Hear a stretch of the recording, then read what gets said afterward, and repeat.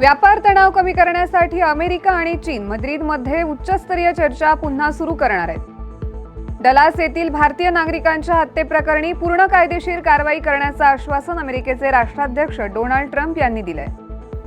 ज्येष्ठ वकील सबिता भंडारी यांची नवीन अटॉर्नी जनरल म्हणून नियुक्ती करण्यात आली आहे। हिमालयीन राष्ट्राच्या अटॉर्नी जनरल म्हणून नियुक्ती होणाऱ्या त्या पहिल्या महिला आहेत।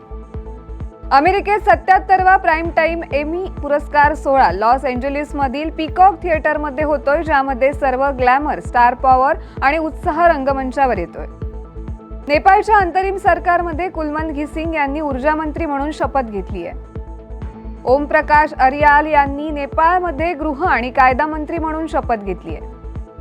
नीती आयोगाच्या अटल इनोव्हेशन मिशन अंतर्गत मेगा टिंकरिंग डे उपक्रमाने इंडिया बुक आणि एशिया बुक ऑफ रेकॉर्ड्सच्या यादीत स्थान मिळवलंय। आंतरराष्ट्रीय सांख्यिकी शिक्षण केंद्रानं आजपासून उत्तर प्रदेशातील नोएडा येथे त्यांच्या 75 वर्षांच्या अस्तित्वानिमित्त 5 दिवसांच्या आंतरराष्ट्रीय कार्यशाळेचं आयोजन केलंय। अरुणाचल प्रदेश, आसाम, मेघालय आणि बिहारमध्ये अतिमुसळधार पावसाचा अंदाज हवामान विभागानं वर्तवलाय।